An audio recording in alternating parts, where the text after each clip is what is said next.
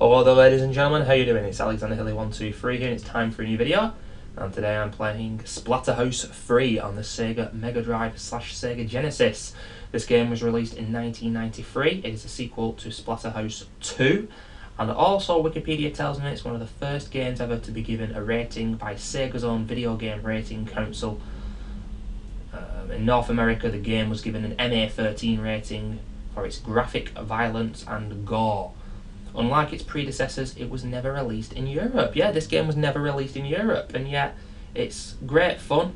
Don't know why it wasn't released in Europe. I can't tell you that, I'm afraid. I genuinely don't know, but I remember playing Splatterhouse 2 a lot back in the day on a friend's Mega Drive console, but I never owned any of the games myself. But if you're a fan of survival horror games, dark, eerie, and whatnot, then yeah, it's a beat 'em up as well, obviously.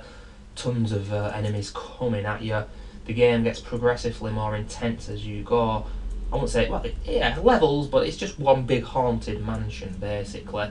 But the premise of the game is pretty simple. Someone's nicked your missus, and you've got to get her back. Wonderful story. But yeah, the first Splatterhouse wasn't released on the Mega Drive, I think. It was like 1987 or 88 it was released. The second Splatterhouse released in 91. I'm going to predict, but I'm presuming there, I'm not 100%. But yeah, this, released in 1993, the peak of the Mega Drive's lifespan, and it's good fun, really good fun. Good graphics as well, I think. These little bubbles on the floor, I think are power. Now let me just pick this up, there you go. And when you've got a lot of power, you can press A and do a special move. Think of Streets of Rage, Shinobi, games like that. When you've got a lot of power, do your special move and blast away the bosses. You know, usually save it for the bosses and nothing else. Pretty sure you can get a map to come up on screen. Because as you can see in the top left, we are being timed here, and basically you've got to save your missus in time or she will die. But the game doesn't end there. I think there's a good ending and a bad ending. There might actually be 3 different endings of the game, I'm not entirely sure. There's definitely more than one. But yeah, you can get lost if you're not careful. Obviously I'm not playing the game right now to complete it, I'm just showing you guys. But yeah, if you like beat 'em ups and you like dark horror games, I want to call it survival horror. But got his Michael Myers mask on. And the enemies, as you can see, are pretty crazy. Something you'd probably see on something like Silent Hill, for example. I've used the power up there. I don't really need it, but I just wanted to show you. It doesn't really look that different, but basically his attacks are now, you know, more forceful. I can't even remember the door that I came in and out of.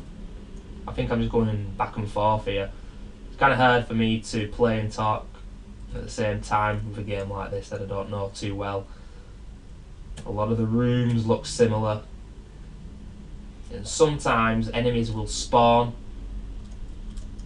So you know, even if you've been in a room and you've killed the enemies, they will spawn again. So you don't really want to backtrack. I will tell you that much. But yeah, I am stuck. Oh, obviously never been here before. They're all dying as soon as they arrive for some reason. The DOA. What the hell's going on? Maybe it was my power-up that was just killing. I don't know.